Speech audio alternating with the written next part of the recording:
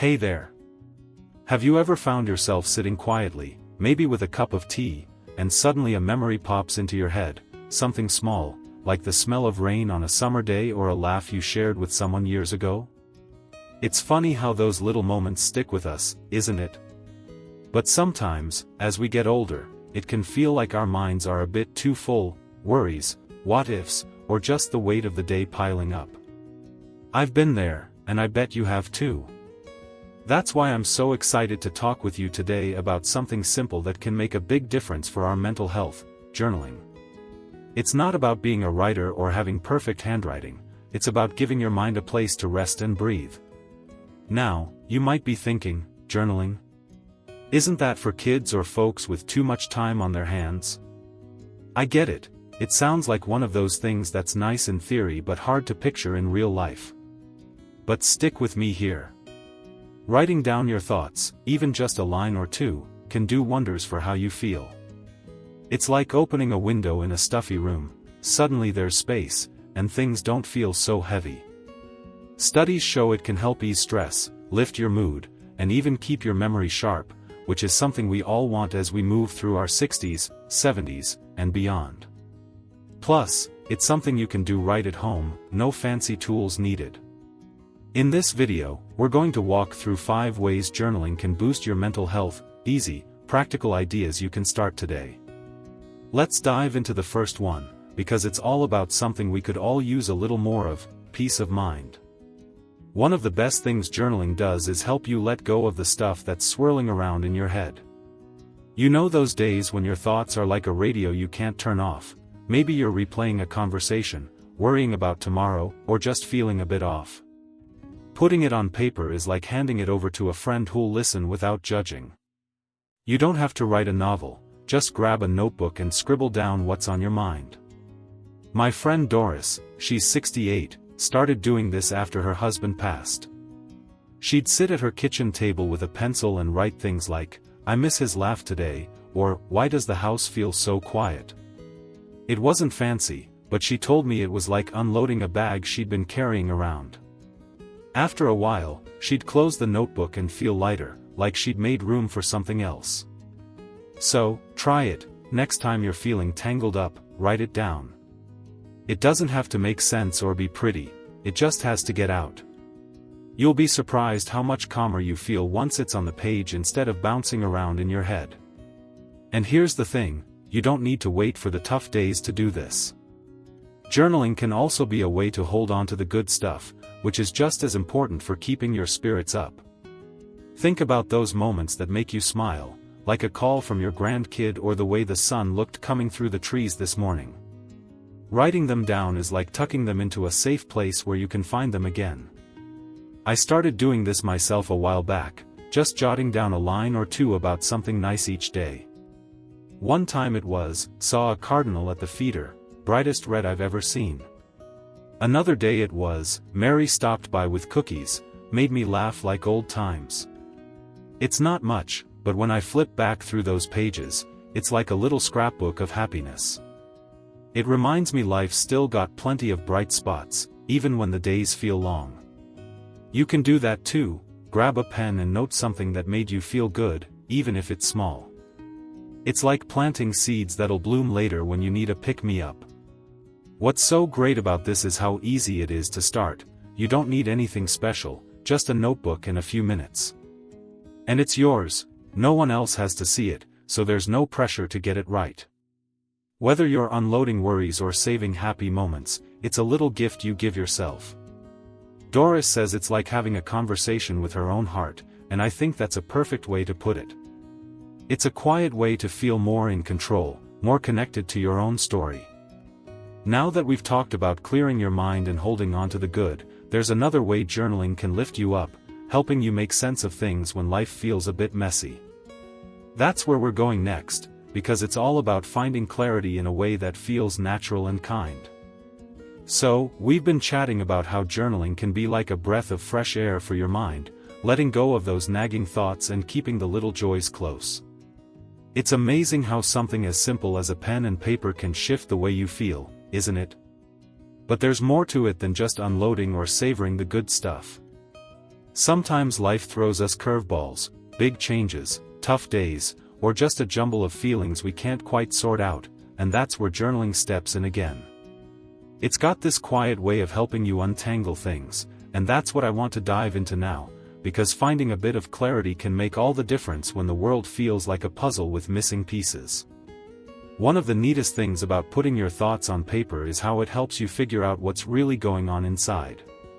You know those times when you're feeling off, but you can't quite put your finger on why. Maybe it's a mix of missing the way things used to be or wondering what's next, and it all just sits there like a knot. Writing it down is like taking that knot and gently pulling it apart, strand by strand. My neighbor Jack, he's 74, started doing this when he retired. He'd always been the guy with a plan, but suddenly his days were wide open, and it threw him for a loop. He'd sit with his coffee and write things like, "I don't know what to do with myself today," or "feels strange not heading to the office." It wasn't poetry, but over time, he started seeing patterns, like how much he missed the chatter of his old coworkers. That's when he realized he needed to find new ways to connect, and it all came from those messy little scribbles. So, if something's bothering you, try writing it out. Don't worry about making it neat, just let it spill. You might find the answer's been hiding in there all along. And it's not just about the big stuff, journaling can help with the everyday muddles too. Maybe you're torn about whether to join that book club or feeling a bit overwhelmed by the grandkids' visit coming up. Putting it on paper lets you talk it through with yourself. I've done this plenty of times, like when I wasn't sure about moving closer to my daughter. I wrote, "I love my house, but it's so quiet now," and then, being near her would mean more noise, more life. Seeing it laid out helped me weigh what mattered most, and it felt less like a guess. You can try that too. Next time you're stuck on a decision or just feeling scattered, jot down what's swirling around. It's like having a little chat with yourself, and it can clear the fog in a way that's gentle and your own. Another way journaling boosts your mental health is by giving you a sense of control, like you're steering the ship instead of just drifting along. Life can feel like it's calling all the shots sometimes, especially as we get older, health stuff, family changes, all of it. But when you write, you're the one in charge. You decide what goes on the page, what you focus on, and how you see it. My friend Ruth, she's 81, started journaling after her arthritis got worse and she couldn't garden like she used to. She'd write about how frustrated she felt, but then she'd add things like, "I can still enjoy the roses from my chair," or "maybe I'll ask Tom to plant some herbs for me." It wasn't about pretending everything was fine, it was about finding her footing again. She says it's like she's telling her story her way, not letting the tough parts write it for her. You can do that too, write about what's hard, but also what you can still do, what you still love. It's a quiet way to take the reins back, and that feels good. What's so nice about this is how it builds over time. You don't have to figure it all out in one go. Some days you might just write a sentence, others a whole page, and bit by bit, you start to see things differently. Jack says it's like he's his own guide now, and Ruth calls it her little anchor. It's not about fixing everything, it's about giving yourself a space to think, to feel, and to find your way. Now that we've talked about sorting out the mess and taking control, there's another piece to this, how journaling can lift your spirits by letting you look back and see how far you've come. That's where we're headed next, because there's something really special about that. So, we've been talking about how journaling can be like a friend who helps you clear your head, sort through life's tangles, and feel a bit more in charge of your own story. It's pretty incredible how a few words on a page can do all that, right? But there's another side to this that I think you'll love. It's about how journaling can lift you up by letting you look back and see the road you've traveled. As we get older, it's easy to feel like the days just blur together, or maybe we focus too much on what's not working. Writing gives you a way to step back and see the bigger picture, and that can be a real boost for your spirit, when you need it most. One of the sweetest things about keeping a journal is how it turns into a little treasure chest of your life. You write about what's happening, the good, the tough, the everyday, and over time, those pages become a map of where you've been. It's not just about remembering, it's about seeing how strong you are, how much you've handled. My friend Ed, he's 76, started journaling a few years ago when he moved into a smaller place after his wife passed. At first, it was mostly about missing her. He'd write things like, "The quiet's too loud today," or "Saw her favorite flowers at the store." But then he kept going, noting little wins too, like, "Fixed the leaky faucet myself," or "Had coffee with the new neighbor, nice guy." One day, he flipped back through it and said, "I didn't realize how much I've done on my own." It wasn't just a record, it was proof he was still moving forward. You can do that too, write about what's on your mind now, and later, when you look back, you'll see how far you've come. It's like a pat on the back from your past self, and that can make any day feel brighter. And it's not just about the big moments, those small things you jot down start to add up in a way that lifts your mood. Maybe you write about a phone call with an old friend, a bird you spotted in the yard, or how you finally figured out that recipe. On their own, they might seem like nothing much, but when you read them later, they're like little lights strung together. I've got a notebook where I scribble stuff like, "Rain made the garden smell so good today," or "Laughed with my grandson about his silly dog." Months down the line, I'll flip through and think, "Look at all these good bits I might have forgotten." It's not about bragging or being perfect, it's about noticing the pieces that make life worth it. So, try writing down something small that happens, even if it's just, "The tea was extra good this morning." You'll build a collection of moments that remind you there's still plenty to smile about.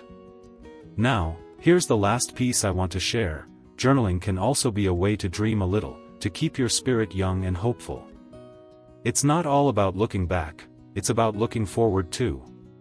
When you write, you can let your mind wander to what you'd like to do, big or small. Maybe it's, "I'd love to see the ocean again someday," or "Think I'll plant some daisies this spring." My cousin Lila, she's 83, does this all the time. She'll write about missing her old dance club, then add, "Maybe I'll teach the grandkids a few steps." It's not a to-do list, it's a place to let your hopes breathe. She says it keeps her feeling like there's more to come, and I think that's a beautiful thing. You can try it. After you write about your day, toss in a line about something you'd like to see or do. It's like planting a seed for tomorrow, and it keeps your heart open. So, as we wrap this up, think about what journaling's brought to the table: letting go of worries, holding on to the good, sorting out the mess, taking control, seeing how far you've come, and dreaming a little for what's ahead. It's a quiet habit, but it's powerful, and it's all yours to shape however you like. You don't need to be a writer or have hours to spare, just a few minutes and a pen can start something special. Give it a go, scribble a thought today, see where it takes you. It's like a gift you give your mind, and you deserve that. I'd love to hear from you in the comments. What's one thing you'd write about today if you started? Maybe a memory, a hope, or just how you're feeling right now. Share it with us, it's always inspiring to hear your stories. And if this resonated with you, hit that like button and subscribe. We've got more coming to keep your days feeling good. Here's to writing our way to a happier, healthier us. See you soon.